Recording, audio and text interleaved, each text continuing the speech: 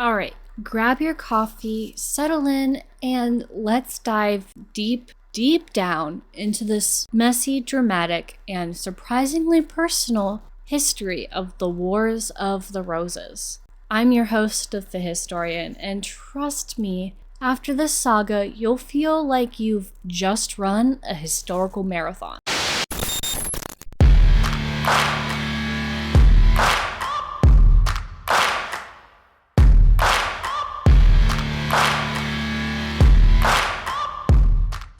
Hey history buffs and gamers, welcome back. Today we're tackling a big one. A real tangled web of family drama, ambition, and enough battles to make your head spin. We're talking about the Wars of the Roses. Now, when you hear Wars of the Roses, you probably picture those pretty red and white flowers, right? It sounds almost romantic, but trust me, this was anything but a garden party. This was a brutal, decades-long struggle for the English throne between two powerful families, the House of the Lancasters and the House of York. So where do we even begin with this epic saga? Well, to understand the chaos, we gotta rewind a bit, all the way back to the reign of good old Edward III. He had a whole bunch of kids, which you'd think would secure the succession, right? Wrong. It actually created the very branches that would later duke it out.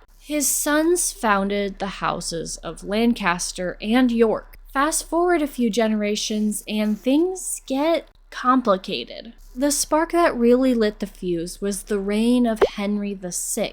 Bless his heart, he wasn't exactly cut out to be king. He was more of a gentle, scholarly soul, prone to bouts of, well, let's just say not entirely being present. This created a massive power vacuum. Enter Richard, the Duke of York. Now, Richard wasn't just some random noble. He had a pretty solid claim to the throne himself, arguably even better than Henry VI in some people's eyes. He was descended from Edward III through both his father and his mother. That's like a royal double whammy. So you've got a weak king, a powerful and well-connected duke with a legitimate claim, and a bunch of ambitious nobles itching for some influence. It's a recipe for disaster, right? And boy, did disaster brew. The first major eruption was the First Battle of St. Albans in 1455. Think of it as the opening bell of a very long and bloody boxing match. Richard of York, feeling sidelined and concerned about the influence of some of Henry VI's unpopular advisors, quickly marched on London. It wasn't a massive, earth-shattering battle, but it was significant because it was the first time these two factions really went at it. The Yorkists won, and a few key Lancastrian figures bit the dust. This wasn't just a political disagreement anymore. It was getting personal. Now things get even more tangled with the emergence of some seriously strong personalities. You've got Margaret of Anjou, Henry VI's queen. This woman was a force of nature, fierce, intelligent, and absolutely determined to protect her son's inheritance. She wasn't gonna let some duke just waltz in and take what she saw as rightfully theirs. She became the rallying point for the Lancastrian cause. On the other side, after Richard of York was killed at the Battle of Wakefield in 1460, a real low point for the Yorkists, his son Edward stepped up. And let me tell you, Edward was a different beast altogether. Tall, charismatic, and a brilliant military leader. He wasn't gonna back down, and in 1461, he decisively defeated the Lancastrians at the brutal Battle of Towton. Imagine the scene. Tens of thousands of men clashing in the snow, the River Cock turning red. It was horrific. This victory was huge. Edward was crowned King Edward IV. But hold on, this isn't the end of the story. Not by a long shot. Henry VI was still alive, and Margaret of Anjou was not one to give up easily. She spent years rallying support, even managing to forge alliances with former enemies. Do you want to form an alliance with me? Absolutely, I do. Good, excellent. There were more battles, more bloodshed, and more shifting of allegiances. One of the most fascinating figures in this whole saga is Richard Neville, the Earl of Warwick. This guy was a kingmaker, literally. He initially backed the Yorkists, played a crucial role in putting Edward IV on the throne, but then they had a falling out. Warwick, for his own complex reasons, switched sides and actually helped Henry VI back on the throne for a brief period. Can you imagine the political gymnastics involved there? It's like your best friend suddenly starts hanging out with your mortal enemy. As if! Eventually, Edward IV regained the throne after the battles of Barnet and Tewkesbury in 1471. These were devastating blows for the Lancastrians. Warwick was killed at Barnet, and Prince Edward, Henry VI's son, met his end at Tewkesbury.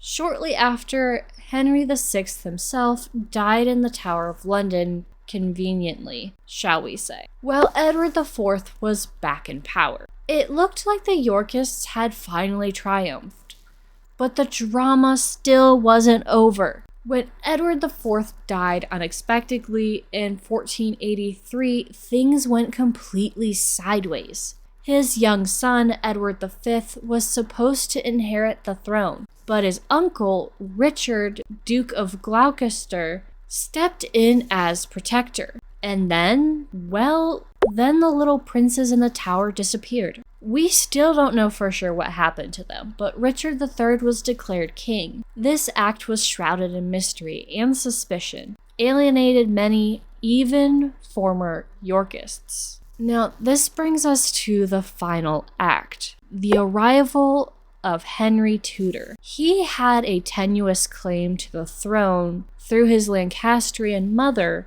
and he rallied support from disgruntled Yorkists and Lancastrians alike. In 1485, at the Battle of Bosworth Field, Henry faced Richard III. It was a relatively short but incredibly decisive battle. Richard III was killed, the last English king to die in battle, and Henry Tudor emerged victorious. Now, Henry VII, being the smart cookie he was, married Elizabeth of York, Edward IV's daughter. This was a brilliant political move. It symbolically united the Red Rose of Lancaster and the White Rose of York, finally bringing an end to decades of brutal civil war. The Tudor dynasty was born and England entered a new era. That was a whirlwind tour, wasn't it?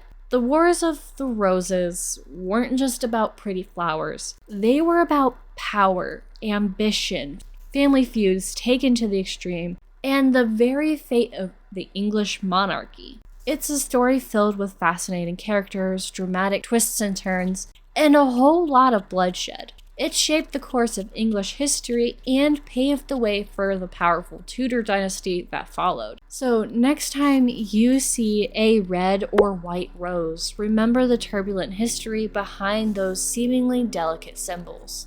It's a reminder that even the prettiest things can have a thorny past.